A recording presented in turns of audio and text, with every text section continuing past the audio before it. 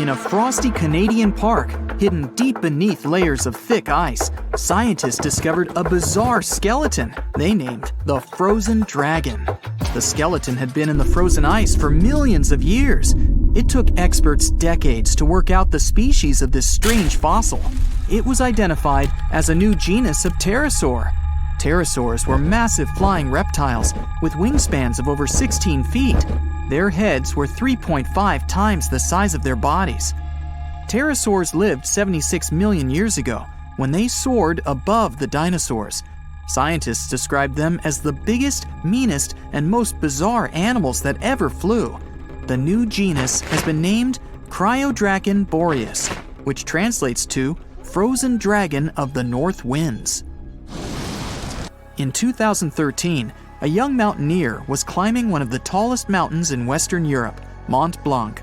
He noticed a strange metal box poking out of the snow. The mountaineer pried the box open and found that it was filled with precious rubies, emeralds, and sapphires. The climber immediately handed the box to the authorities. It was discovered that the box likely belonged to a passenger on one of 2 flights from India that crashed into the mountain over 50 years ago. The box was valued to be worth over $200,000, and authorities are still searching for the heir to the small box of treasures. In northwest Siberia in 2007, a reindeer herder was on an outing with his sons when he noticed something strange in the ice. The man realized it was a frozen mammoth calf and immediately contacted the local museum. The calf was named Luba and was the best preserved mammoth mummy in the world at the time of its discovery. Luba had been in the ice for 41,800 years and is around 30 to 35 days old. From trunk to tail, the mammoth calf is roughly the same size as a large calf. If you're interested in seeing for yourself, Luba travels to museums all around the world. On the frozen continent of Antarctica, covered in layers of ice and snow, is Mount Erebus, the frozen volcano. The volcano was discovered in the middle of an eruption in 1841 by explorers on an Arctic expedition. The volcano is over 12,000 feet tall and has been active for the last 1.3 million years. Deep within the middle of the volcano is a huge crater filled with large volumes of molten lava. The volcano has occasional explosions, which means it's classified as being in continuing eruption. However, these eruptions are nothing to worry about because they're generally rather small. Back in 1991, 2 hikers were traveling across the Italian Alps when they stumbled across a body that they presumed to belong to a recently lost hiker. The duo trudged back down the mountain to report their unfortunate findings. Once the remains were recovered, it was clear that the body was not recent at all. Scientists determined that the Iceman was more than 5,000 years old and named him Otzi. The discovery was unlike anything scientists had ever before seen because the body was so well preserved. For years, Otzi was studied by scientists who discovered that our ancestors have a lot more in common with us than we ever knew before. Otzi was covered in ink body art. Research done on the contents of his stomach revealed that his last meal was dry cured meat, similar to the bacon we eat today. Otzi has at least 19 relatives living today, somewhere in Central Europe. Scientists were researching ancient squirrel burrows in Siberia when they came across something interesting. One of the squirrels had hidden away precious seeds deep beneath the ground. The seeds had been encased in ice for 32,000 years. The seeds were for the flower Silene stenophilia, which had long since gone extinct. Amazingly, scientists were able to recover plant tissue from inside the seeds and grow an entire crop of flowers. They've since reintroduced the previously extinct flower to natural habitats all across the world. In 1930, a team of Norwegian scientists sailed around the Arctic Ocean, conducting research on the seas and glaciers. They reached White Island, a dangerous and icy land no human had set foot on before, or so they thought. The scientists were shocked to discover the tip of a small boat sticking out of the snow. Frozen inside the boat, they found scientific equipment and various personal items, including a jacket monogrammed S.A. Andre.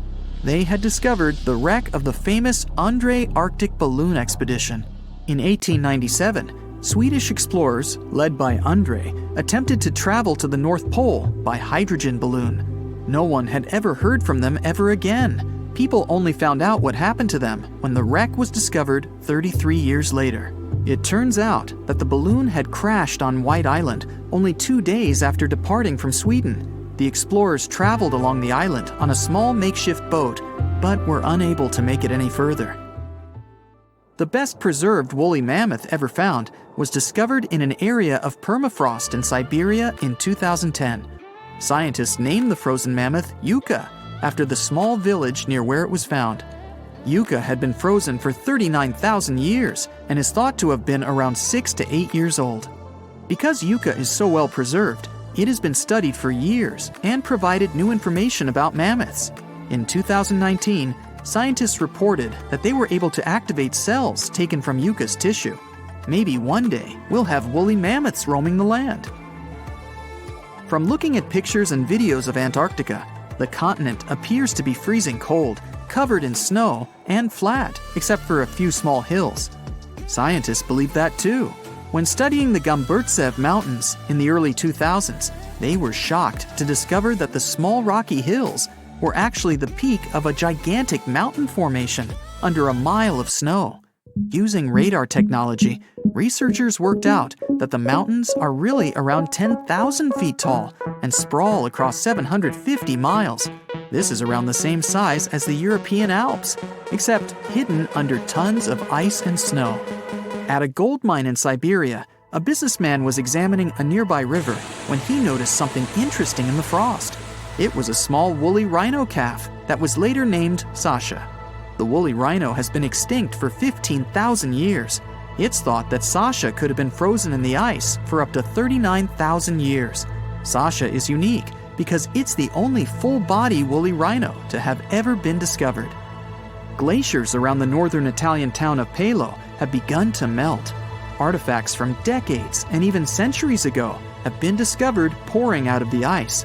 Personal belongings from soldiers have been found, things like diaries, photographs, and even love letters. Historians have even uncovered an entire cabin preserved beneath the ice. The cabin was filled with hard metal helmets and clothes. In 1845, Sir John Franklin embarked on an ill-fated expedition to the North Pole. The crew traveled on 2 ships, HMS Erebus and the ironically named HMS Terror. The expedition met with disaster, and both ships were lost to the icy waters. In 2016, the HMS Terror was discovered by a team of researchers. Despite being lost for 170 years, the freezing cold waters had maintained the ship in pristine condition. Scientists described the ship as frozen in time. Dinner plates and glasses were still on shelves, beds and desks were still in order, and even the passengers' luggage appeared to be in good condition. The HMS Erebus was also discovered nearby, but due to changing water conditions, the ship wasn't in great shape. The glacial ice surrounding a mountain passageway in Norway that was notoriously used by the Vikings has revealed hundreds of ancient artifacts. One of these artifacts was a giant unopened wooden box that was welded together. Researchers were beside themselves with anticipation, waiting to open this box. They believed it would be filled with Viking treasures or artifacts that would give us an insight into ancient society. When they opened the box, all that was inside was a plain old beeswax candle. It turns out that this box wasn't actually as old as they thought it was. By analyzing the candle, they discovered that the box dates back to the 17th century. The age of the Vikings had ended by the 11th century. It's likely that the candle box belonged to a farmer who was shipping it from his summer farm to his winter farm to light up the long nights. We're in Siberia. It's so cold here that freezing gusts of wind are burning your face. All that white snow seems to be blinding you. This place resembles Antarctica because of the permafrost. Recently, a group of scientists researched one of the local rivers. With the help of a drilling rig, they extracted several samples of frozen soil. The scientists were shocked to find living creatures inside the ice. Later in the laboratory, they realized that the creatures were microscopic multicelled organisms known as bdelloid rotifers. These creatures looked like little worms. Scientists knew that these worms could live in frozen conditions for up to 10 years. But the age of the rotifers found in the ice was about 24,000 years, and after defrosting, they began to reproduce, as if they had been sleeping for several hours, not thousands of years. Further analysis showed that these organisms could stay frozen for hundreds of thousands of years. The rotifers might have lived during the time when people didn't invent the wheel yet. And this isn't their only superpower. Deloid rotifers are among the most radioactively resistant animals on Earth. They can survive in places where there's no oxygen and water. They can also stay alive in areas with high acidity and can live without food and water for a long time. By the way, these are not the only creatures that are known for living for thousands of years. Particular types of moss and some microorganisms are also almost immortal. Nematodes, also called roundworms, are some of the most adaptive varieties of worms in the world. Imagine the Eiffel Tower standing tall and proud. And now, let's make it 10 times higher and place it underground. Exactly at this depth, many thousands of feet under the surface, scientists discovered these creatures. There's no sunlight and almost no air in this place. And since it's much closer to Earth's core than the surface of our planet, the temperature here is higher than in the middle of the hottest desert. Millions of tons of soil above create insane pressure. But all this couldn't prevent life from developing here. When roundworms run out of air, food, or when the temperature becomes too high, they get into a unique state of stasis, or deep hibernation. In this mode, the worm's metabolism slows down, and almost all the processes in their bodies stop. The creatures can sleep for a very long time, and only wake up when the environment becomes more livable. By the way, you don't have to go so deep underground to find these creatures. Nematodes are found all over the world. They can live in hot springs, deserts, high in the mountains, among the harsh ices of Antarctica, or inside animals and humans. Our next invulnerable creatures are tardigrades, also known as water bears. These are microscopic, 8-legged invertebrates closely related to arthropods. It's impossible to see them with the unaided eye.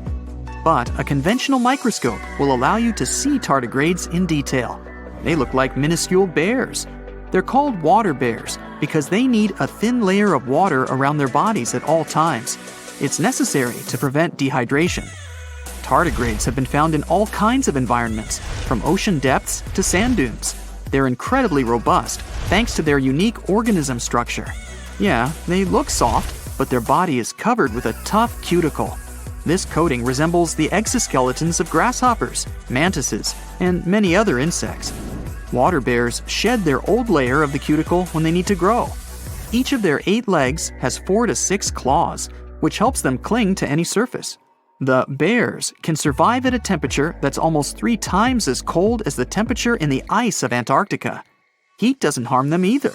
They have been proved to survive at the temperature that makes water boil. Also, water bears are not afraid of radiation and high pressure. In the depths of the ocean, pressure can destroy alloys of the strongest metals, but these creatures can withstand pressures 6 times greater. But the coolest thing is that they can live in the vacuum of space. Our planet has a magnetic field. This is a shield that protects us from solar radiation. Tardigrades don't need this protection. They can go into near-Earth orbit and come back unharmed, all thanks to a protein protecting their DNA from ionizing radiation. Like other immortal organisms, water bears can fall into a state of cryptobiosis. Tardigrades pull their head and legs inside their bodies and fall asleep. If the surrounding conditions suggest freezing, drying out, or experiencing a lack of oxygen, they will remain in this barrel form until the situation improves. So those are microscopic organisms and microbes that can only be seen through a microscope. But how about something bigger? Meet ironclad beetles. They live in the southwestern US and Mexico. These insects cannot survive high temperatures, live without oxygen, or in conditions of increased radiation. But their shells are so tough that they can only be pierced with a drill or hammer. Their durable exoskeletons are made of a special substance, chitin. It can also be found in the armor of crabs or shrimp. And still, The chitin of the ironclad beetle is so durable that it allows this creature to withstand the impact of a car moving at high speed. In times of danger, they can hide their whiskers and strong legs in special recesses in their shell.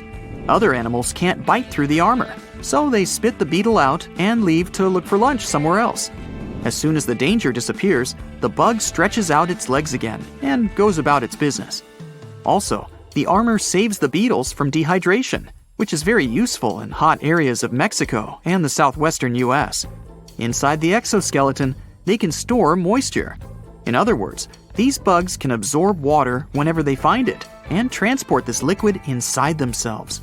The next creatures are incredibly fragile, but they know how to survive in places where almost no other animals can live. We're going to the southeast of Romania, near the Black Sea. Here, on a desolate wide plain, you can notice a pit. This is a mine leading deep underground. The air on the surface of our planet usually contains around 20% oxygen, but in the mine, it's only 10%. Inside the cave, the air also has an increased content of hydrogen sulfide and carbon dioxide. People can't breathe there without an oxygen tank. We can probably say that the water and air there are poisoned. Almost no animals would be able to survive here. Still, 48 species of living organisms have been found in this cave. 33 of them are newly discovered species. And they aren't the only microbes or bacteria that can't be seen without a microscope. Something bigger lives here. Strange white snails crawl over the walls of the mines. Transparent shrimp and a bunch of unknown kind of leeches swim in the water. White centipedes with huge whiskers and creepy white spiders run on the ground. And they all have been growing here for almost 5 million years. You might notice a water scorpion and another unidentified species of this animal. It doesn't look like its relatives living in hot sands or tropical forests. No living creature here looks ordinary at all. All animals are either white or transparent. They have no eyes, but are equipped with long paws and antennae whiskers that help them navigate in this dark space. The deeper you go into the cave, the less oxygen the air contains. But the number of living organisms is increasing. The air is filled with methane and carbon dioxide. All the inhabitants of this cave have never seen the light of the sun and have never gone out of the darkness. It seems impossible to survive in such conditions where plants don't produce oxygen.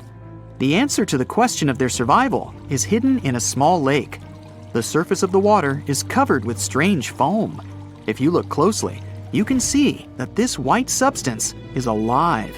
It resembles soft, wet paper that is easy to tear.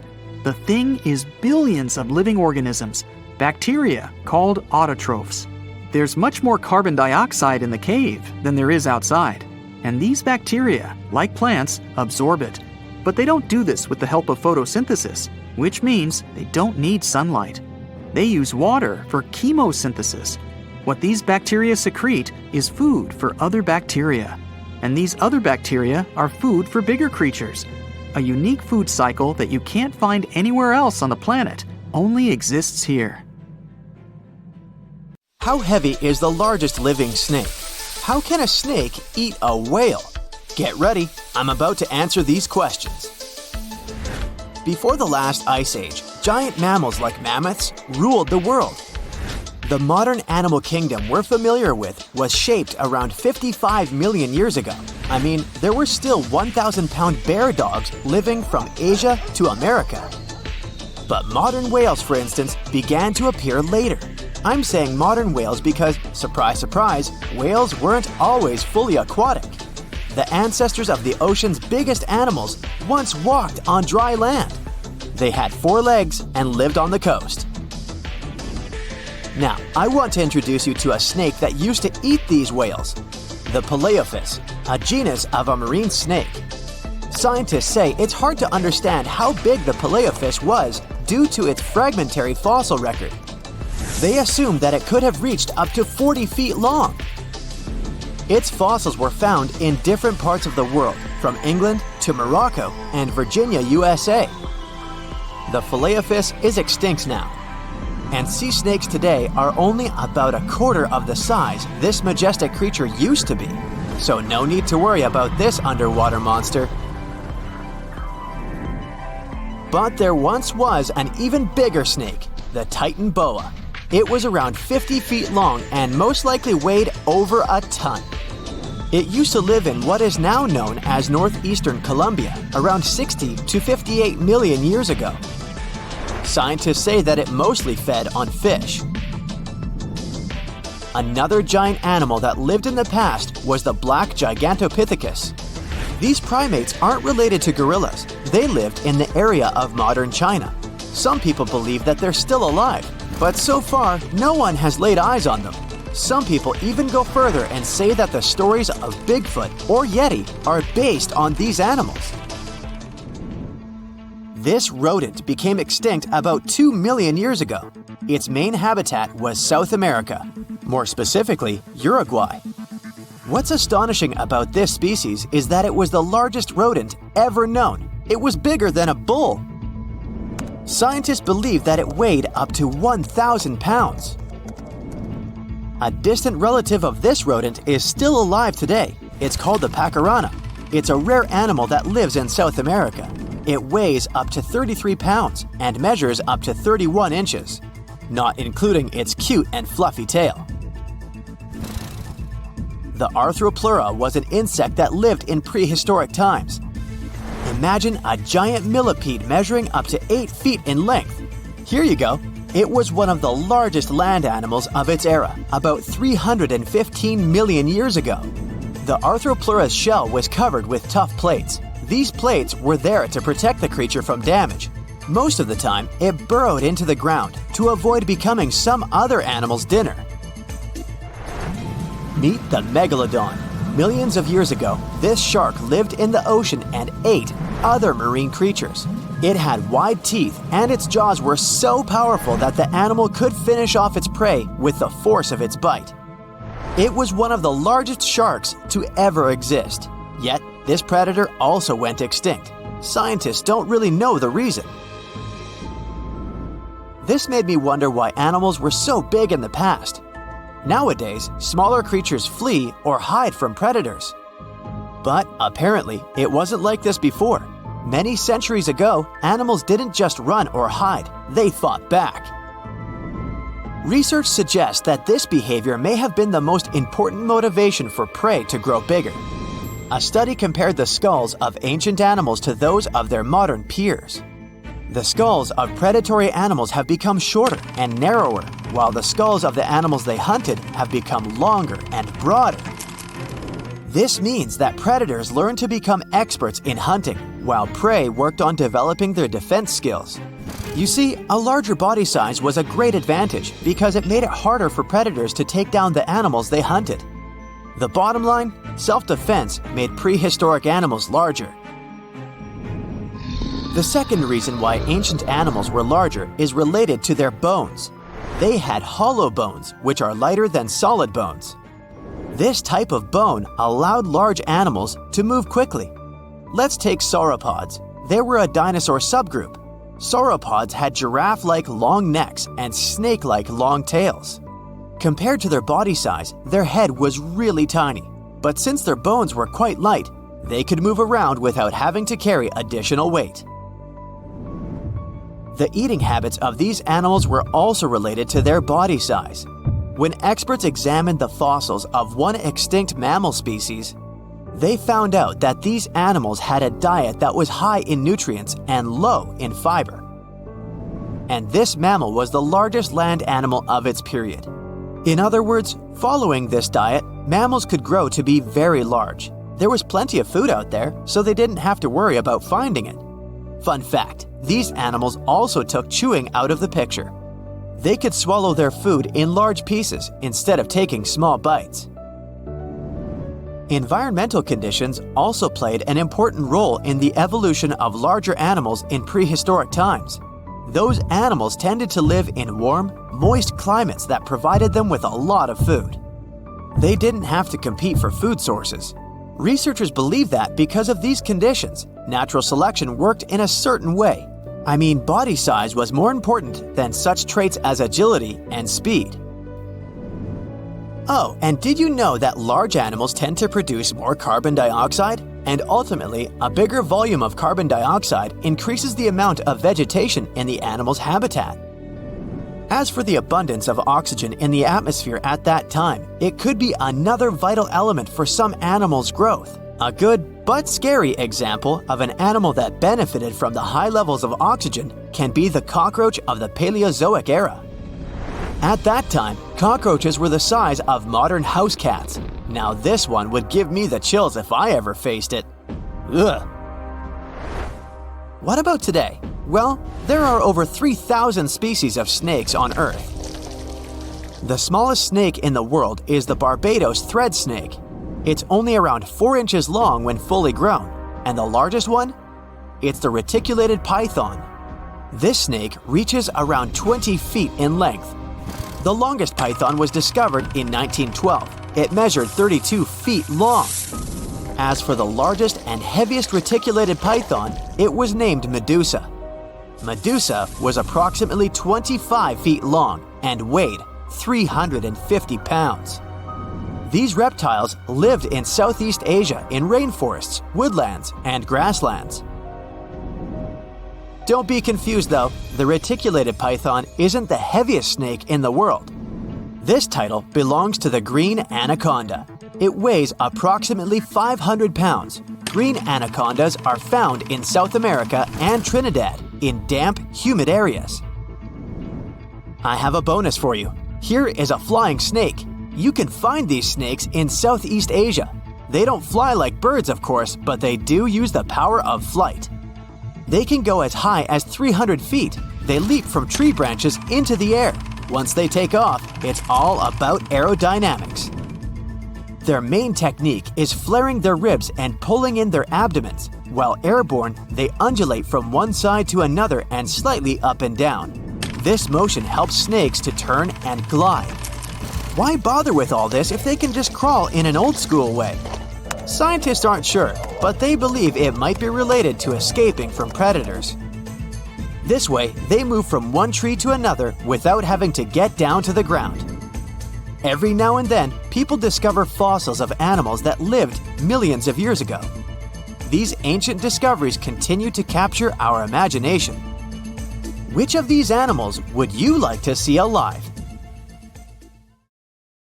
Researchers have been waiting for this find for a long time. They came in all shapes and sizes. It would have been hard to distinguish them from dinosaurs. Most species weren't bigger than a mouse. It's like a reminder of a long-gone era when its ancestors walked on all fours.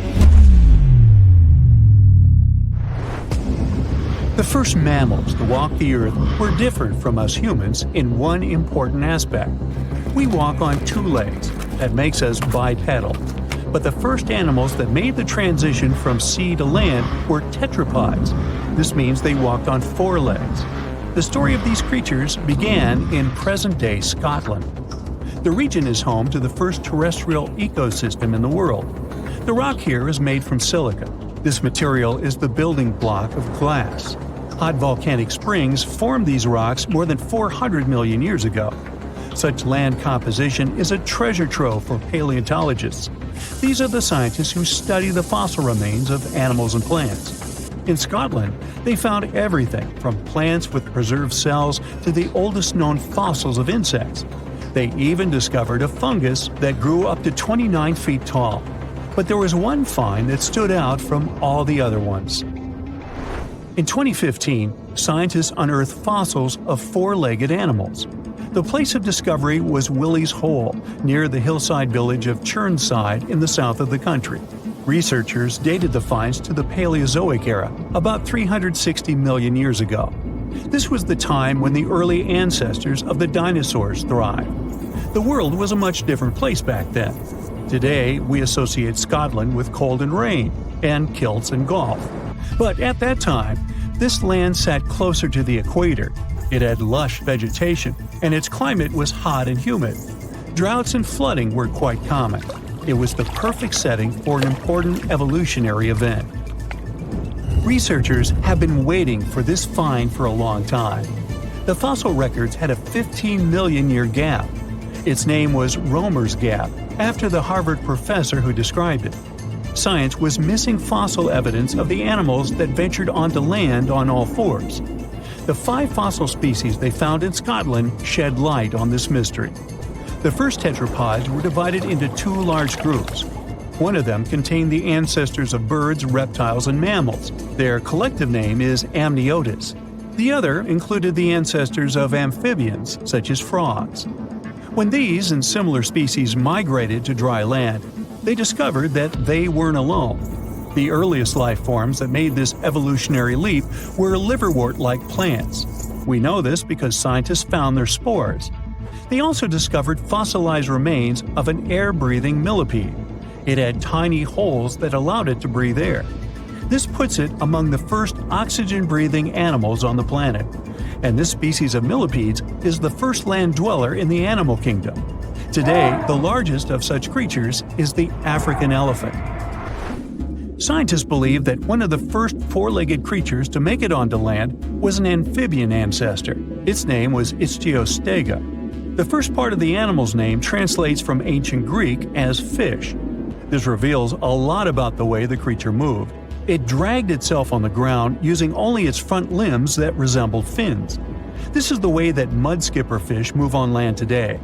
This isn't how we imagine proper walking, but during the period our hero lived on Earth, it was the perfect way to get around. The climate had both extremely dry and wet periods. The ability to walk and swim at the same time was especially useful. The fossils from Scotland supported this claim. The fish-like animals scientists found had 4 slender limbs. This is the perfect equipment for life on land, not inside the ocean. There was further evidence. The fossils displayed well-developed lungs for breathing outside of water, but their legs were still too weak to completely lift the body off the ground. The tail section had to slither along the surface, similar to how a snake moves forward. This animal that resembled a modern-day salamander lived during the Paleozoic era. This was the time when 4-legged creatures developed a standard number of digits at the end of their hands and feet, 5 on each. We know them today as fingers. All species that had more than 5 fingers started slowly disappearing. These pteropods split into 2 groups. The first of them had to return to the sea to lay eggs. This group would later give rise to amphibians. The second kind of tetrapods is more interesting to human evolution. They're considered the ancestors of reptiles, dinosaurs, and mammals. The Permian period came at the end of the Paleozoic. By this time, all life forms on Earth inhabited the supercontinent of Pangaea. There were vast deserts far away from the oceans. The more important species that walked on all fours during this time were the synapsids. They came in all shapes and sizes, but the only subgroup of synapsids to survive into the Cenozoic were the mammals.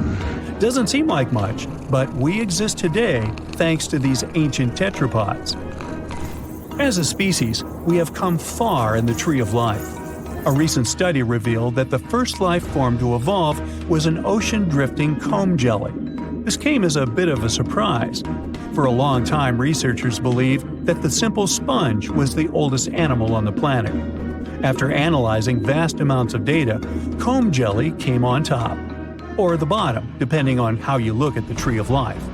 These ancient beings were squishy and had tentacles, but they weren't the true jellyfish like the ones we see today.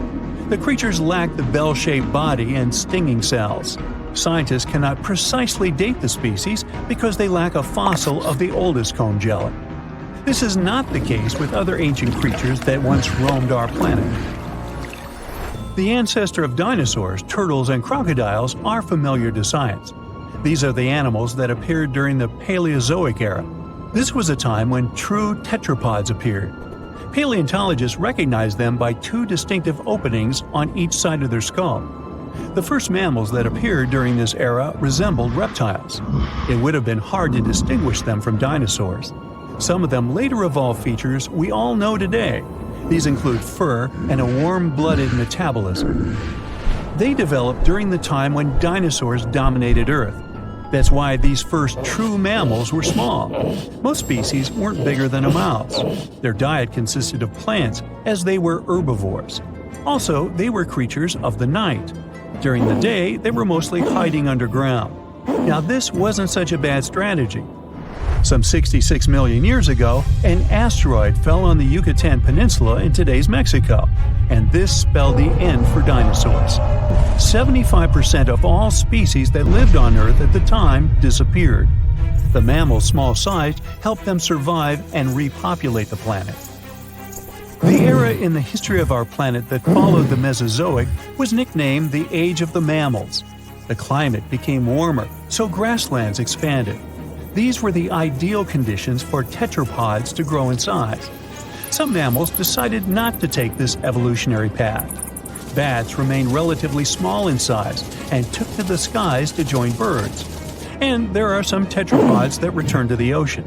The most notable example are whales. Today, their closest living relatives are hippos. Both species are aquatic, but they developed this trait separately. The first whales were actually tetrapods. These were the most typical examples of four-legged land animals. If you saw them today, you would think they were oversized rats. That's what whales looked like some 50 million years ago. Paleontologists came to this conclusion in the 1980s by studying the skull of a now extinct animal. It lived around the edge of a large, shallow ocean. At some point in history, it returned to the marine way of life. Its back legs devolved. But sometimes, biologists stumble upon a living specimen of a whale that still displays tiny hind limbs in its skeleton. It's like a reminder of a long-gone era when its ancestors walked on all fours. The legend goes that a dwarf named Fafnir was famous for his strength and courage. Because of his qualities, he was tasked with protecting their kingdom. Dwarves were known to gather a lot of wealth, so a bit of added security was a must. I mean, they lived in a house made from gold and precious gems. But Fafnir also had another special talent. He was able to shapeshift. Tricked by Loki, the Norse spirit of mischief, Fafnir was taken over by his greed and the shine of his father's treasure. He decided he did not want to share any of it, not even with his father or his brothers. He stole it and ran away all by himself to a place he'd be hard to find, the middle of the desert. To protect his wealth, Fafnir transformed into a huge dragon. His new appearance looked like a huge snake, powerful and scary.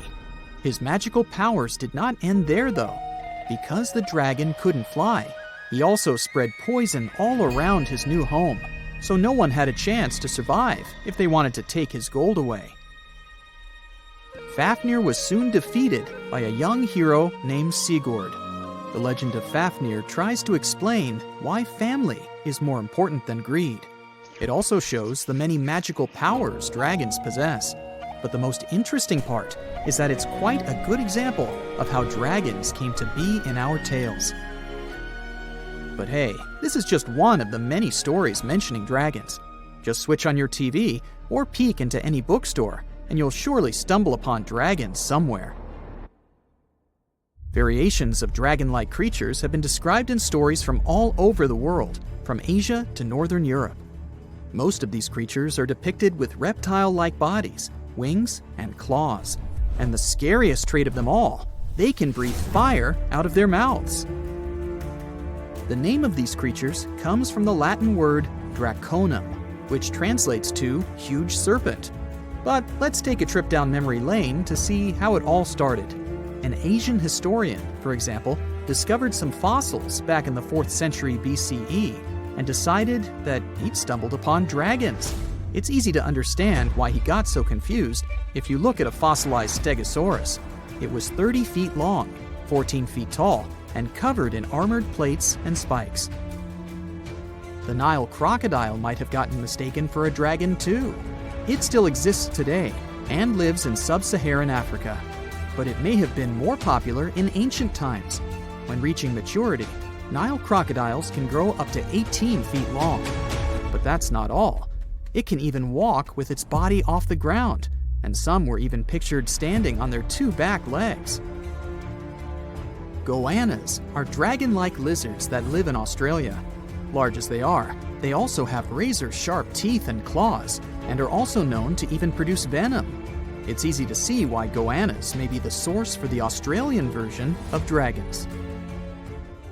When humans first discovered whale bones back in the day, we had no idea these animals lived in the sea. Given their size, we surely must have thought they were dangerous. And because we rarely see whales, if we don't go underwater of course, they were poorly understood and easily mistaken for dragons too. Probably the most interesting source of dragon mythology is actually the human brain.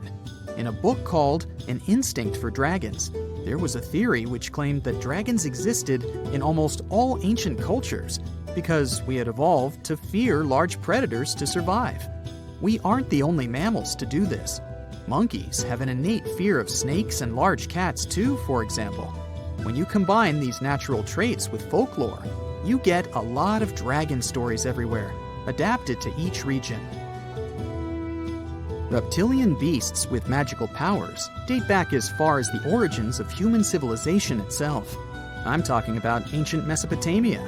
Humans back then used to believe in all sorts of creatures, but their head spirit was Marduk, the patron of the city of Babylon. If you look at the artwork from back then, Marduk was depicted with a snake-like dragon at his side. It could be either nice or vengeful, depending on what mood it was in. If you want to sign up to become a dragon, the first thing they'll ask you at the interview will be if you can breathe fire, of course. So scientists have tried to look into some ways that could make it real for dragons to breathe out fire without damaging their throats. To do that, they examined the bombardier beetle. This eccentric insect can pack up some really hot substances in its belly. Once the creature gets bothered by something, it shoots out a fiery load of chemicals. In all fairness, it's not really fire, but it does burn, so it's close enough. Going back to dragons, they'd need to have similar glands in their throats to produce the same effect. But where do dragons come from? They didn't just appear out of nowhere, regardless of the source you consult. Some tales, like that of Fafnir, say that even humans can turn into dragons, but the most popular theory is that dragons start out as eggs. Some sources even draft a series of stages a dragon has to go through during its life. Everything starts with hatching. Dragons are said to eat their way out of those shells and break the sides of the egg. Then there's the wormling stage, which is what dragon specialists, or dragonologists if you like, call a newly hatched dragon. It's still small and weak, but don't worry, it can take care of itself pretty well. The rest of a dragon's life stages are pretty self-explanatory. There are grown-up dragons, then ancient ones. A dragon's life ends when it reaches the twilight stage. Some sources claim dragons never stopped growing. Others even say they never reach the end of their lives. They just pass on to another type of spiritual existence. Dragons are known to be the symbol of a lot of different things, but that all depends on their origin. In some regions of Asia, they are known to bring luck, power, and wealth. To become a powerful warrior in Britain, you'd need to first defeat a dragon. That's why you often see them on flags. The flag of Wales, for example, has a large red dragon on a green and white background. Western stories aren't as nice to dragons. They are often seen as evil and vengeful. Another myth associated with dragons is that they love gold and precious stones. This greedy side of their temperament seems to date back to ancient Greece, where dragons were tasked with guarding treasures. Some of these guarding dragons were seen in such tales as The Hobbit and in the Harry Potter series. As for dragons' magical abilities, they also vary a lot. Some were said to have blood with supernatural properties. Some were rumored to be able to speak. Others were famous for their wisdom. A lot of dragons in ancient literature could fly or shapeshift, even into humans. Some real-life creatures got their names thanks to bearing a resemblance to dragons, like the dragonfly that has more than 5,000 subspecies we know about. It got its name from folklore tales, as Europeans in the Middle Ages saw it as an evil insect. Dragonflies were accused of some really nasty things, like biting people's eyes and mouths. But the creature that resembles mythical dragons most is a reptile called the flying dragon. They're seen in wooded areas of Southeast Asia. They don't really have wings per se, but parts of their ribs are elongated to support some extra skin that allows them to leap through the air between trees. Those wings are also brightly colored and contrast with their brown bodies. Today, I'm going to tell you about creatures that had unique features which allowed them to grow to incredible sizes. They were some of the most impressive animals to have ever existed on our planet. The Argentinosaurus is a genus of sauropod dinosaurs that lived approximately 97 million years ago in what is now South America. Scientists think it was one of the largest land animals ever, with a length of up to 100 feet and a weight of up to 100 tons. A farmer stumbled upon a giant leg bone while tending his cattle. That's how he discovered the first fossils of the Argentinosaurus in Argentina in 1987. Further excavations uncovered more bones, revealing a massive dinosaur that would have dwarfed most other animals of its time. The Spinosaurus, meaning spine lizard, is a genus of theropod dinosaur that lived around 97 million years ago in what is now North Africa. It is believed to be one of the largest carnivorous dinosaurs to ever exist, with a length of up to 60 feet and a weight of up to 23 tons. The Spinosaurus is known for its distinctive elongated sail-like structure on its back. It was likely used for thermoregulation. It also had long crocodile-like jaws that were lined with sharp teeth. This allowed the creature to catch and eat large prey, such as fish, crocodiles, and other dinosaurs. The first fossils of the Spinosaurus were discovered in Egypt in 1912. The sperm whale, Physeter macrocephalus, is a species of toothed whale that is the largest toothed predator on Earth. It also has the largest brain of any animal species. It is found in oceans all over the world and can dive to depths of up to 7,000 feet in search of food. You can easily recognize sperm whales by their massive, block-shaped heads, which can measure up to 1/3 of their total body length. They have dark brown or grayish-blue skin and a distinctive wrinkled appearance. The Titanoboa is an extinct genus of a giant snake that lived approximately 58 million years ago. It is considered to be the largest known snake ever. It could grow up to 42 feet and weighed around 2,500 pounds. The first fossils of the Titanoboa were discovered in a coal mine in Colombia in 2004. This discovery meant a lot because it provided insights into the size and behavior of snakes during the Paleocene era, as well as the overall climate and ecosystem of the time. The blue whale, Balænoptera musculus, is the largest animal on Earth, measuring up to 100 feet in length and weighing as much as 200 tons. These marine mammals are found in oceans all over the world and can live up to 90 years. Blue whales have a long, streamlined body that is usually blue-gray in color with mottled patterns. They have a small dorsal fin and 2 pectoral fins that are about 1/3 the length of their body.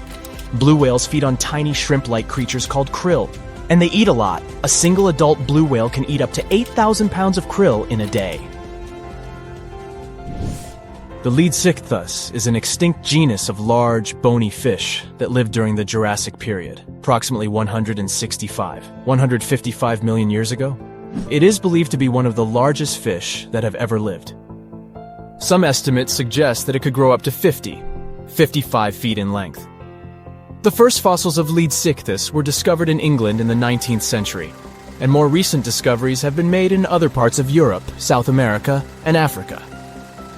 Despite its enormous size, the Leadsichthus was a filter feeder, similar to modern-day whale sharks, and likely fed on plankton and other small organisms. The creature did it by simply swimming with its enormous mouth open, filtering water through its gills. The pterodostro is an extinct species of flamingo-like birds that lived approximately 35 million years ago. They were relatively small birds with a wingspan of about 2-3 feet. And they were known for their distinctive long, narrow beaks equipped with comb-like structures used for filter feeding. The pterodostro lived in shallow bodies of water, like lakes and lagoons, and mostly fed on small crustaceans and other tiny organisms. The animal filtered them from the water using the comb-like structures on the inside of its beak while swimming through the water. The African elephant is the largest land animal on Earth and one of the most recognizable ones. There are two species of the African elephant, the savanna elephant, Loxodonta africana, and the forest elephant, Loxodonta cyclotis. You can see them in various parts of sub-Saharan Africa. These creatures can be identified by their large size, gray skin, and long trunks. African elephants can grow up to 13 feet tall and weigh up to 14,000 pounds, depending on the species and gender. There are plenty of fish in the sea. Some of them look totally like Nemo or Dory. Then there's the butterfly fish and fancy guppy, which is indeed really fancy. And then there's... What on earth is that? I would definitely not pay for a diving experience to see this guy. The anglerfish has the unofficial title of the ugliest animal in the world, but I wouldn't dare to break that news to it. There are more than 200 species of anglerfish currently swimming somewhere in the gloomy depths of the Atlantic and Antarctic Oceans, up to a mile below the surface. Some of them prefer different living conditions, the shallow tropical environments. Different kinds of anglerfish vary in shape and size, from the famous black sea devil to frogfish, monkfish, footballfish, goosefish, batfish, and sea toad. The larger ones can be half as long as a full-sized bed, but most are less than a foot long. Since the choice of meals where these guys live isn't that huge, they had to come up with a unique hunting strategy. They don't waste their priceless life energy on following prospective prey. Instead, they use a piece of dorsal spine that sticks above their mouths like a fishing pole, hence the name of the fish. There's a sac of bioluminescent bacteria that glows brightly in the dark at the end of that rod. The light lures prey, and all the anglerfish has to do is wait, and then enjoy its lunch delivered right to its mouth. Their bodies are pliable and huge, so they can easily swallow prey twice their size. Deep-sea anglerfish eat whatever they can find. Species that live in more shallow water aren't picky either, and can eat anything from shrimp to snails and small fish. Only female anglerfish have the cool fishing rod feature though. So what about their males? Finding a soulmate deep under the sea isn't that easy.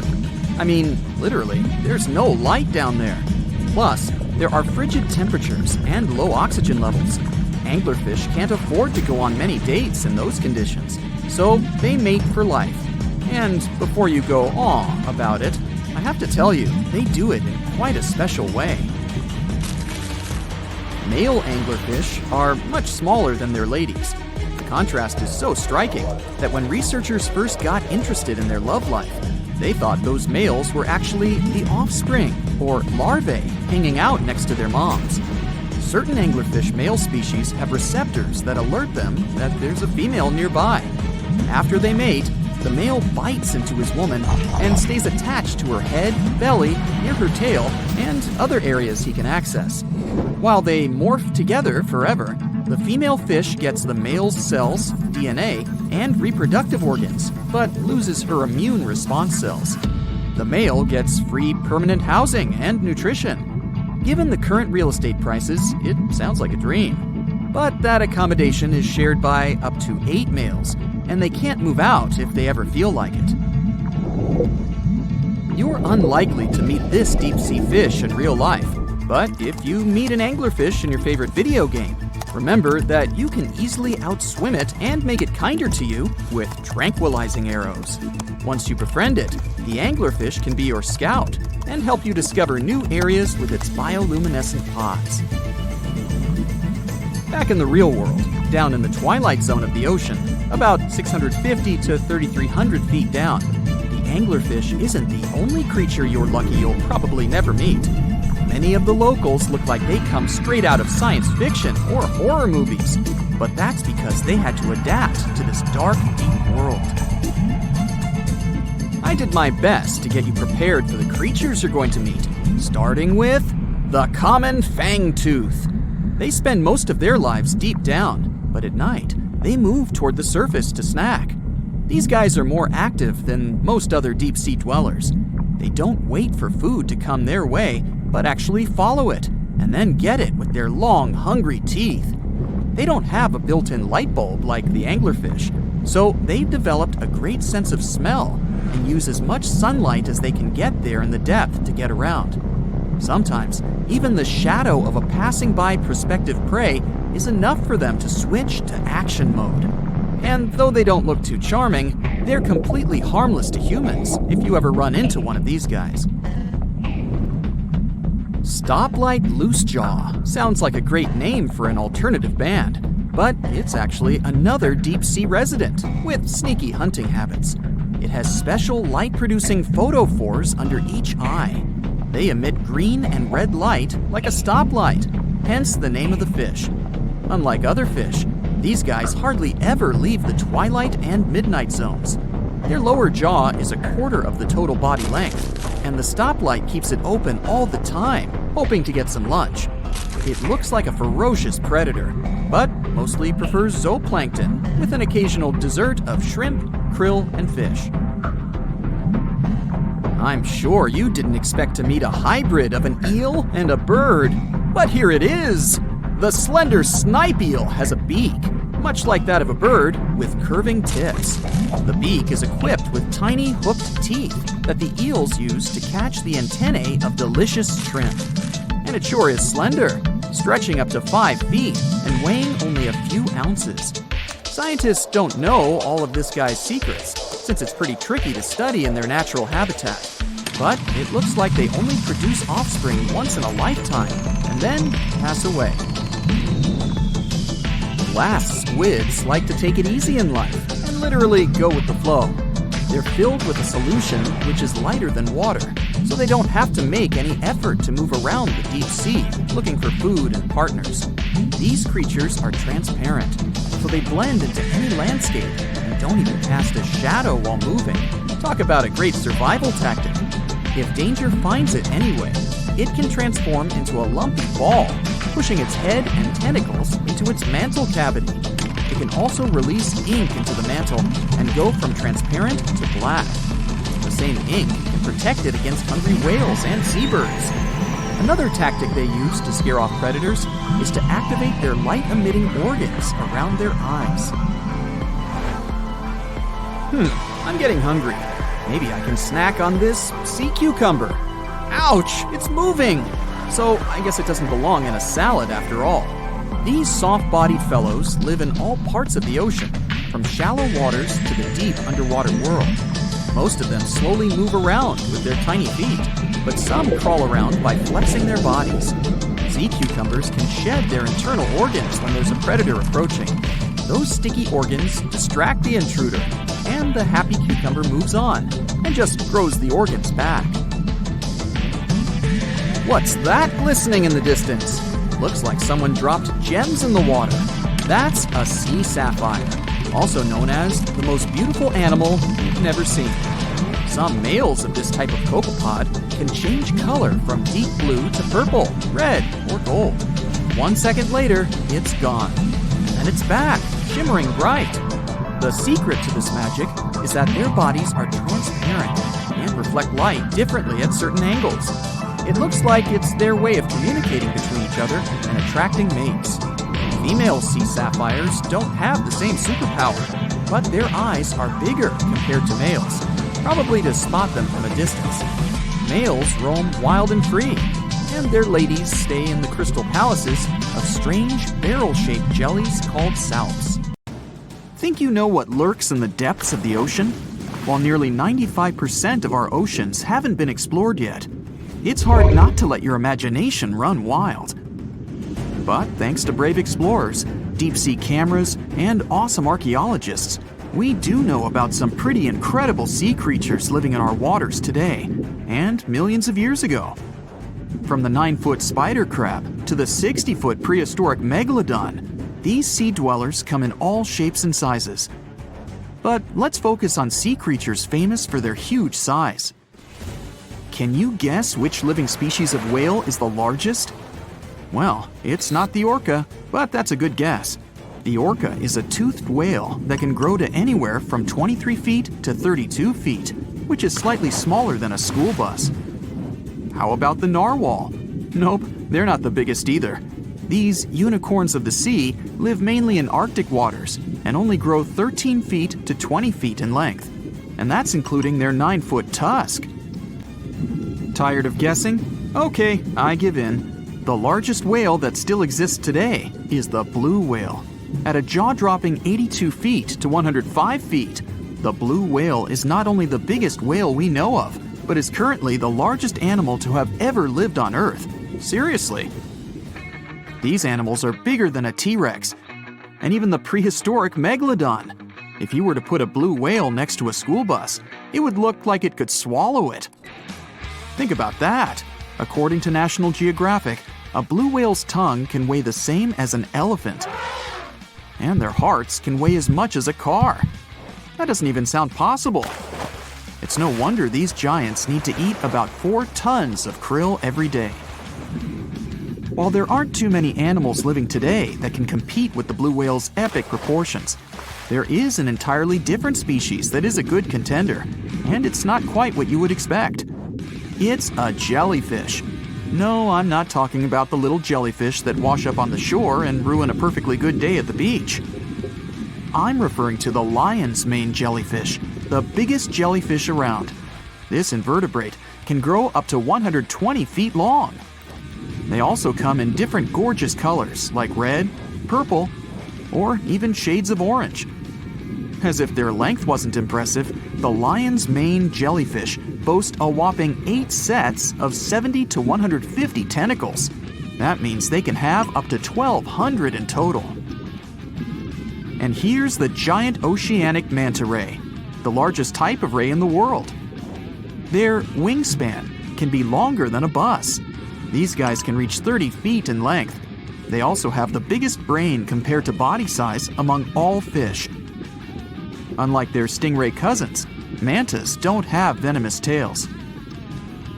And while the lion's mane jellyfish and the blue whale are yet to be beaten for the longest sea creature, there is one marine creature that can grow even larger in length.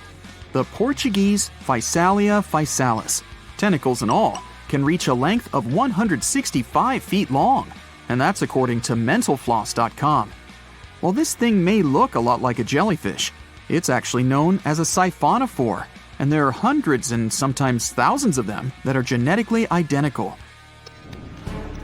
Their long tentacles help the organism catch prey, and its sting is fatal to most animals, even humans in some cases. What's even creepier is that if one of the tentacles comes off the organism for whatever reason, it can float around the water for days before decomposing. Even if it's detached, this tentacle can still sting you. But don't go running out of the ocean just yet. Your chances of being hurt by a Portuguese Physalia physalis sting are pretty slim. However, if you do get stung, the side effects aren't pretty, with welts, stomach cramps, an elevated heart rate, and an upset stomach. While you don't want to go anywhere near these long creatures, they sure are pretty to look at. Check out all those colors. The Shastasaurus is the biggest marine reptile that has ever existed. These predators lived during the late Triassic period, about 210 million years ago. These amazing giants could reach lengths of up to 69 feet and weighed more than 75 tons. This made the Shastasaurus as heavy as a blue whale. And if you could stand this creature up vertically, it'd be as tall as a 7-story building. Despite appearances, the Shastasaurus was actually pretty slim for its size. Its ribcage was only 6 feet across. You'd think that this big guy was chowing down on other dinosaurs, but that's not the case at all. This reptile survived on a diet that consisted of small fish and cephalopods, like octopuses and squids. The Albertonectes is a bright representative of the plesiosaur family, meaning that this marine reptile had a small head on an incredibly long neck and large flipper-like limbs that helped it move through the water. These creatures occupied the seas around North America 76 to 70 million years ago. The length of this sea monster could reach 38 feet, with its neck taking up 23 feet of that length. Its neck was a true record breaker. It had a whopping 76 bones in it. No other animal known to humankind has had so many vertebrae in its neck. Scientists aren't sure why they needed such a lengthy neck. They might have used it to collect shellfish off the seabed, or perhaps it helped them capture their main prey, fish and squids. This aquatic reptile also had gastroliths in its stomachs. Some of them were as big as 5.5 inches in diameter. The Tylosaurus belonged to the Mosasaur family. It dominated the shallow seas of North America about 85 to 80 million years ago. This was an enormous predator, with the biggest representatives reaching 45 feet in length. It had a narrow hydrodynamic body with a blunt, powerful head that the animal used to ram and stun its prey. Its body was equipped with agile flippers and a long tail decorated with a maneuverable fin. The Tylosaurus was a carnivore, and its diet included not only fish, turtles, and small sharks, but also other mosasaurs, plesiosaurs, and flightless birds. Meet Ophthalmosaurus. This prehistoric reptile thrived during the late Jurassic period and lived in oceans all over the world. Ophthalmosaurus weighed somewhere around 6,000 pounds and grew to approximately 16 feet long, according to newdinosaurs.com. That's about the same length as the beluga whale that exists today. It's too bad these guys went extinct before we had a chance to see them ourselves, as their cartoonish wide eyes and dolphin-like features are pretty darn cute. Of course, the Ophthalmosaurus evolved over time to become ophthalmologists, or eye doctors that we know today. No, that's just a lie. Just testing you. The Mosasaurus is a truly gigantic predator that dominated the seas all over the world about 66 million years ago. According to fossil evidence, some specimens could be more than 50 feet in length. This fact makes the Mosasaurus the biggest marine carnivore of its time. One of the most terrifying things about this creature was its crocodile-like head, decorated with literally hundreds of razor-sharp teeth, neatly organized in 2 rows on both jaws. The thing is that it was pretty challenging for the Mosasaurus to grab its prey in the water. That's why it had all these teeth, plus something special: pterygoid teeth anchored to the bones on the roof of its mouth. This made hunting and holding onto its prey much easier. The Styxosaurus belonged to the plesiosaur family and lived during the late Cretaceous period, around 85 to 70 million years ago. Upon first glance at this dinosaur, you might mistake it for a sea snake, and it'd be an honest mistake. Styxosauruses were about 35 feet in length, but over 16 feet of that consisted just of their long snake-like neck. They had a comparatively small body and weighed approximately 4 tons. Their mouths were full of razor-sharp cone-shaped teeth that they used to catch fish. They didn't need to chew their prey, thanks to the 200 small stones called gastroliths in their bellies that probably aided in digestion. At the same time, some scientists believe that the Styxosaurus used these stones to sink to the ocean bottom in search of particular types of fish. Looks kinda like Nessie to me. Well, hey there. We dive back in time and into the oceans over 500 million years ago. Just, because we can. Whoa, watch out. It's not megalodon or giant sea reptiles you need to look out for here. It's a bizarre, unearthly-looking creature called Anomalocaris. The name means unlike any other shrimp, and I think you'll agree, it looks like a nightmarish cross between a shrimp and a modern-day centipede. 2 tentacles protruding from its face, each lined with razor-sharp teeth. Oh yeah, and this thing was about the size of your leg. With a wave-like movement of the flaps on each side of its body, it was graceful for a terrifying creature. It was also more advanced than any other life on this planet at the time. Especially those huge eyes. You have only 1 lens in each of yours. This giant shrimp had 16,000. That's 4 times more than a common housefly. And you know how good their vision is. Good enough to dodge that swatter every time. All this allowed Annie to become one of the first animals on this planet to feed on others. Yep, here it is. Earth's first hunter. Its favorite meal? Trilobites. Hey, trilobite. Those are the ancient ancestors of crabs. Some of their fossils have marks on them in the same shape as the monster shrimp's mouthparts. Terrors of the past like this got to be so giant thanks to more oxygen in the atmosphere. A perfect example of this, Meganeuropsis. Imagine a dragonfly. Now make it as big as a cat, and with a wingspan longer than your arm. Megan, the monster-sized dragonfly, could easily grab other insects or even small animals, and she ruled the air with quick movements. Back then, there were still no large birds or other airborne enemies for this behemoth bug, so it was safe and free to grow as large as this planet would allow. Piranhas of the past were also jumbo-sized. Mega-piranha was about 3 times the size of the river terrors we have today. Its bite force was about the same as a tiger's, and those striped kitties bite down 2 times harder than lions. That means it probably not only dined on other fish and any land creatures that, got too close to the water, but it could also easily crunch down on large turtles and other unlucky shelled creatures.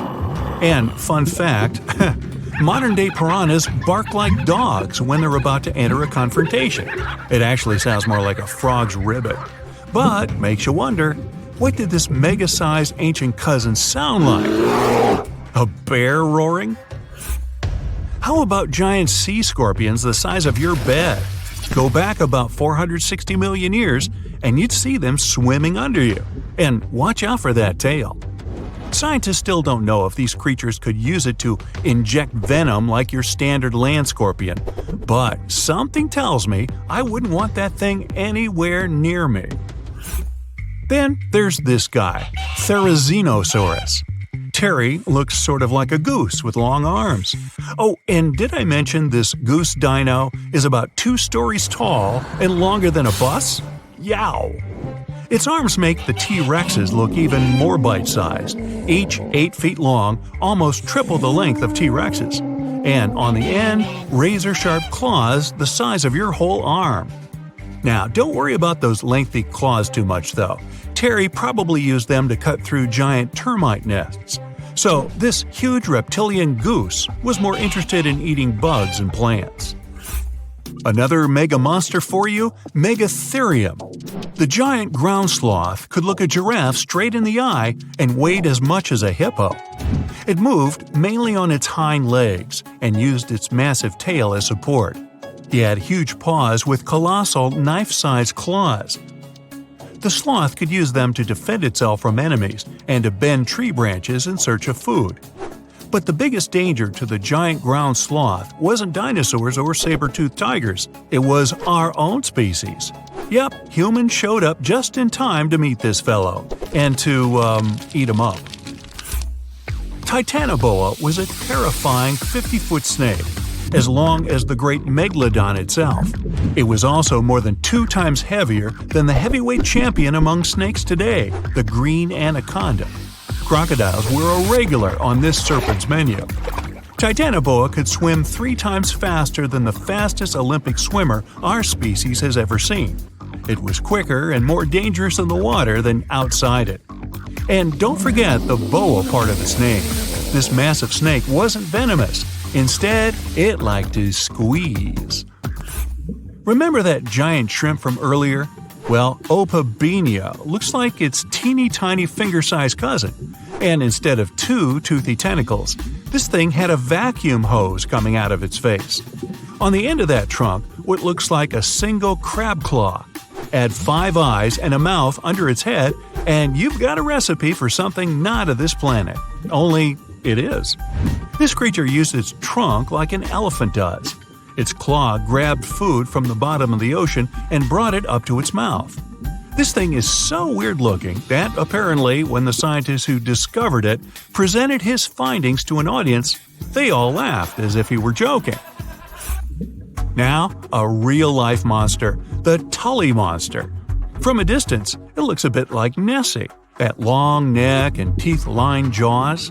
But get closer, and you'll see it's more like a long nose with a mouth attached at the end, like a mosquito. Its eyes are further back, sticking out of tubes all snail-like. Tully was an ancient mollusk, about the size of your forearm. It probably dined on jellyfish and shrimp 300 million years ago. Thylacus smilus will put a smile on your face as long as you don't get too close. No, it's not a relative of the saber-toothed tiger. It was a marsupial, making it more related to a kangaroo than anything. And if you compare them to body size, its fangs were actually longer than a saber-toothed tiger's. And they grew continuously. As for that beard on its chin, that's actually all chin. The lower jawbone grew down to a point under the mouth. Those fangs were rooted to the skull, going way back to its eyes. When the mouth was closed, that bony beard protected the long, sharp teeth from breakage. Staganapolis, not to be confused with Minneapolis, might look like a big crocodile with a squished-in snout, but it was mostly harmless. Its small head and very few teeth meant the reptile didn't have much to work with when protecting itself. That's what all those armored scales were for, and no need for huge fangs or long rows of razor-sharp teeth when you're a plant eater. That beak-like tip on its nose allowed the stag to dig up plants. So, really, this reptile was more like a 10-foot scaly pig than a croc. Basilosaurus was a type of ancient whale that lived on our planet about 45 million years ago. Not quite as long as a blue whale, but this guy was still big enough to munch down on other whales and even sharks. Some people believe these monsters could still exist today. Eyewitnesses claim to have seen a giant sea dragon, and Basilosaurus fits the description. Plus, 90% of our oceans are unexplored. There's plenty of space to hide a sea monster. But scientists haven't found any fossils of this ancient whale younger than 3.7 million years. So, this myth is busted. Stegosaurus is one of the most recognizable dinosaurs that ever lived. It can easily be distinguished by those huge spikes on its tail and the bony plates on its back. It was twice as long as a giraffe and nearly 5 times heavier. But compared to its body size, it had the world's smallest brain. It was no larger than a dog's. Pelagornis had the largest wingspan of any bird ever discovered. It was twice the size of the largest bird today, the wandering albatross. Such huge wings made it hard for the bird to take off. It could only do so by jumping off cliffs. And when it finally spread its wings, this giant could only go about 40 miles per hour. The fastest bird today can reach speeds 5 times that. Octopuses have 3 hearts. 2 of them pump blood to the gills, while the bigger heart circulates blood to the rest of their body. They also have 9 brains. There's the large central one, but also each of their 8 arms has a mini brain of its own, which is why they can act independently. Since each arm has its own brain, the central brain only needs to send a higher level signal to the arm. Things like, move to that nearby crevice, there might be a crab hiding inside. In the case of humans, the brain would guide and take control of each movement of our legs and arms. And with an octopus, arms act almost independently on their way to the crevice. It also tastes and feels with the suction cups on it. Since their arms are so independent, an octopus doesn't actually know where they are unless it sees them. The human body has an ability called proprioception. Thanks to it, we know where our arm is, even if we hold it, let's say, behind our back. 1816 is known as the year when summer didn't come. In April 1815, there was a massive explosion on Mount Tambora in Indonesia. It sent enormous clouds of volcanic ash up into the atmosphere. The majority of the northern hemisphere got covered with a shroud of dust and dirt and kind of refused to settle. In June of the following year, the cold winter didn't just come to an end. Frost damaged crops and snow and rain persisted during the whole summer. In Iceland, you'll find some of the most breathtaking sceneries on our planet. Jagged mountains, fjords, hot geysers, ice fields carved into the landscape. Stunning yet intriguingly black sand beaches, such as Reynisfjara Beach. Most of the sand on beaches is generally formed from rocks that have broken down because of weather changes and erosion through thousands or even millions of years. And on Reynisfjara, the sand is a striking black color, and that's because of volcanic activity. Lava came out of an erupting volcano, got to the surface, cooled, and then hardened in the Atlantic Ocean, creating such a fascinating black hue. This beach is so magically stunning but it's also very dangerous because of its sneakier waves. That's when a few smaller waves join together into a single, really big one. This phenomenon can happen when ocean currents force waves together, or in the case of rainisfera, when such waves come from an offshore underground cliff and get an even stronger pulling effect. Considering the ocean's low temperatures too, it's definitely better to just take pictures from a safe spot. Some trees talk to each other, not the way we do, of course, but, for example, acacia trees that grow over the African savanna can warn each other if there's something dangerous coming. When some animals, such as antelopes, gobble up its leaves, the tree immediately starts producing more tannin, which is toxic to animals. They also emit a special type of gas that travels through the air and warns other trees they should protect themselves too. You're stargazing, such a chill night, and then a flash of bright light streaks through the night sky. A shooting star, so cool. But what we see is not actually a star, although we call it that way. They're meteors, which are basically small chunks of dust and rock moving through space. As they're passing through our atmosphere, they cause something called friction when one thing rubs against another, and that's why they glow. Also, the friction causes heat. Dust and rocks get extremely hot as they fly through the atmosphere, and the heat makes them glow until the moment they burn out and turn into what we call the shooting star. Sunsets in deserts are extremely beautiful because of the spectacular colors they produce a bit more than elsewhere. Sunlight consists of various shades of the color spectrum. When the sun is high in the sky, these colors mix together and our eyes see them as white. But as the sun gets lower, its rays have to go through a thicker layer of atmosphere before they get to us.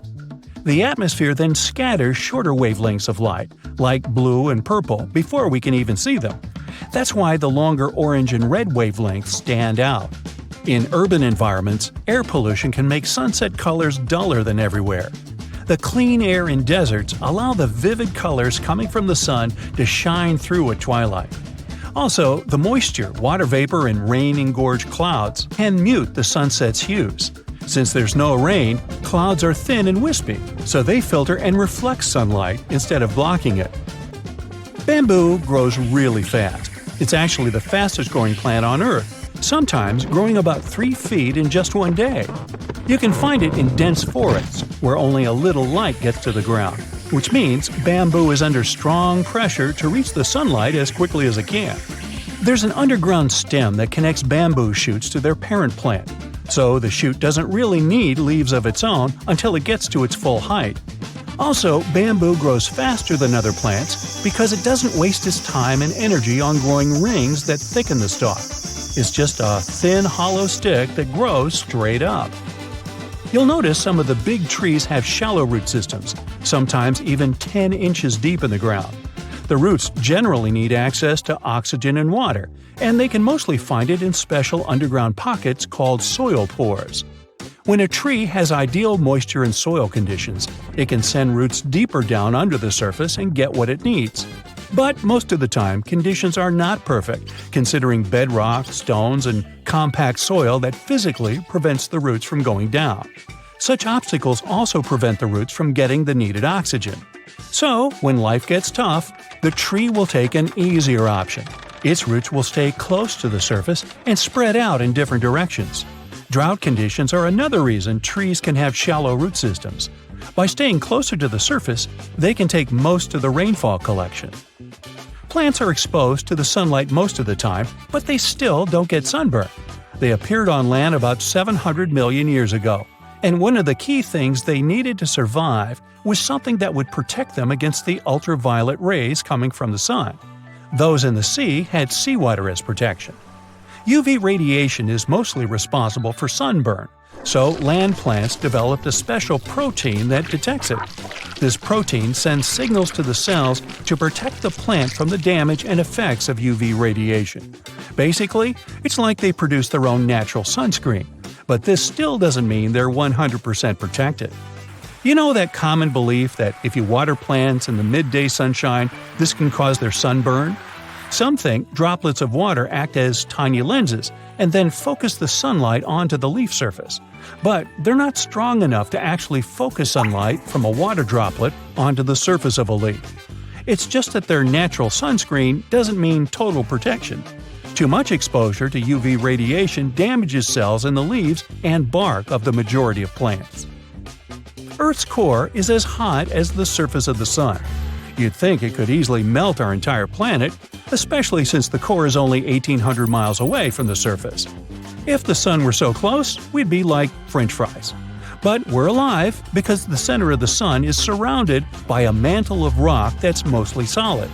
The crust we walk on actually floats on that mantle and protects us. If the sun was close, we'd only have empty space to protect us, and you and I wouldn't be talking. Also, to melt the entire planet, you'd need way more energy than the heat in its core. So there. Now, one of the most common animal myths is that mice love cheese. It popped out a long time ago, probably as early as when people started storing food. Since mice are regular visitors to human homes, they were constantly looking for food they could eat. People used to store grains in glass jars. They also kept their meat hanging up high. But they'd lay the cheese on the shelf, which was an easy target for all the unwelcome pantry visitors like mice. So they ate it because they couldn't reach anything better. But a mouse will definitely more likely go after chocolate or some other sweet thing than the cheese. Who can blame them? Now, flamingos don't really stand in the water on one leg so they wouldn't get cold. This is just a simple way for them to spare the effort. It's exhausting for us humans to stand on one leg, but for them, this is the most stable position possible considering their peculiar anatomy. This pose doesn't require any muscular work. Now I'm jealous. One of the most widespread and oldest myths out there is that ostriches hide their heads in the ground every time they're scared. A long time ago, researchers thought ostriches weren't very smart because they bury their heads in the ground without being aware the rest of their large bodies are still out there, where everyone can see them. In fact, ostriches do it when they want to swallow sand and pebbles to boost their digestion or just turn over the eggs they lay in their nests. And even then, they technically don't bury their head, but put it near the ground. Otherwise, with its head in the sand, the poor thing wouldn't be able to breathe. No reason to think of an ostrich as a frightened bird. Like some other animals, it will flee if it senses there's a danger coming. And in some situations, it'll fight back and defend itself. And that's one angry bird. What do you think is the largest thing a blue whale can swallow? Well, we're talking about the biggest animal ever known to have lived on our planet. It can grow up to 100 feet long with a weight of 200 tons. Its heart is as big as a car, and its tongue can weigh as much as an average elephant. It's easy to imagine a blue whale swallowing cars, people, and even small ships, perhaps. But it's all wrong. The largest thing it can actually swallow is a grapefruit. Its throat can take the size of a small salad plate. Whales feed on small fish, plankton, and marine crustaceans, so they don't need a bigger throat. But we wouldn't be able to survive the juices inside a blue whale's stomach anyway. It would finish us within 15 seconds, similar to how long we'd last in space without a spacesuit. So don't try this. Camels don't store water in their humps. We're talking about animals with extraordinary resistance to some pretty extreme conditions. They can survive even when drinking water only every 8 to 10 days, but not because they have a secret stash on their back. It's because, when they have a chance to drink, they will swallow 50 gallons of water at one sitting. They mostly use it to replenish 30% of their total body weight, an amount they can lose by dehydration. So, they lose a lot of water but quickly regain it. Their humps are where they deposit fat, but it's not for producing water. The oxygen camels would need to inhale would cause them to lose too much water because it would evaporate through their lungs. That's why they use fat as a nutritional source for energy. This helps them survive in arid regions and times of scarcity. Now, it's a myth that anteaters vacuum ants using their noses. They don't go around looking for ants and hoovering them through their long snouts. Anteaters have very long tongues. Giant anteaters have tongues that go up to 2 feet long. It's the shape of a strand of spaghetti and covered in spiny hooks and sticky saliva that traps ants, up to 160 times in a minute, which means they eat up to 20,000 insects in a single day. That's a lot of bugs. They open anthills using their claws and then do the rest of the work with the tongue. They don't have teeth, so they only swallow all the insects they catch. Movies might have given you a false sense of security when it comes to dinos. Nope, standing very, very still couldn't save you from a raging T-Rex coming after you. It's a myth the Dino King had bad vision. These beasts may have seen better than modern-day raptors. They had excellent depth perception, something present in today's animals such as eagles and hawks. Even if, by some miracle, the Dino King can't see you or thinks you're just a small tree or some other object because you're standing so still, they had a pretty good sense of smell. So, the better option would be to run because the T-Rex is not as fast as scientists used to think, up to 33 miles per hour. Considering their anatomy, they could move at a speed of 12 miles per hour. Anything faster than that would have caused serious bone damage. But this didn't stop them from ruling the animal world because there were plenty of dinosaurs way slower than them, so they didn't have to worry about food. Another misconception states that owls can spin their heads, neither more nor less than 360 degrees. Their head spinning does have its limit, 270 degrees in one direction. Since they can turn 270 degrees to the left and right, owls have a 540-degree range of motion. Don't worry, if you touch a butterfly's wings, the animal won't lose its ability to fly. It will survive, despite the common myth that says the opposite. Butterfly wings have scales. When you touch them, some scales might shed off, but it's not a bad thing, because they shed off naturally too. Because of sheddable scales, they can escape more easily if they get stuck and trapped in spider webs. Now, the next myth has inspired many movies, books, and TV series scenarios, but no, wolves don't howl at the moon. They typically howl at night, true, but because that's the period of time when they're most active. They'll also look up while howling since this helps the sound travel. That way, other wolves will hear them from around 6 to 7 miles away. And that's why they howl in the first place, to communicate with each other. They make specific sounds for a certain situation. For example, to help a wolf that lost its pack find its way home. The moon just happened to accidentally be there while wolves were communicating. Okay, giraffes only need 30 minutes of sleep a day. That's another myth. They sleep about 4.5 hours daily. It's not that unusual for animal species that are most active during daylight. Studies also showed giraffes usually lay down to sleep for less than 11 minutes at a time. Many people believe moles are blind. These small burrowing mammals actually can see. It's just their vision is really poor and only adapted to recognize light. They're also colorblind. When they're searching for food and navigating the dark underground, these creatures mostly rely on their touch and sense of smell. Now, their sense of touch is sharp, which is why moles can feel nearby vibrations of activity. This helps them avoid danger or find their next meal more easily, like millipedes, worms, centipedes, and other invertebrates. Yum! They're really fast at digging and can dig a couple of inches per minute. In the winter, animals hibernate not because it's too cold for them to be outside, but because there isn't enough food during that period. When an animal is in hibernation, its heart rate, body temperature, breathing, and other metabolic activities slow down significantly. That's how they conserve energy. Chipmunks, bats, turtles, snakes, they all hibernate during the winter, which saves them energy for other seasons when they get more active and are capable of getting more food. I'd say bears too, but they're not the true hibernators. If you try waking one up during the winter when you believe the animal is sleeping, you might end up having a bad time. Now, they do slow down, which means they sleep for extended periods of time. They're still not asleep for the entire winter season, and you can easily wake them during their sleep, so let's not. Now, don't believe myths. Earwigs won't lay eggs in your ears. Yup, despite their name, they're not that interested in your ears. Well, at least there's no evidence they'd want to go there. They prefer to spend their time in dark, moist places, such as under tree bark or in soil. So, your ears are off the hook.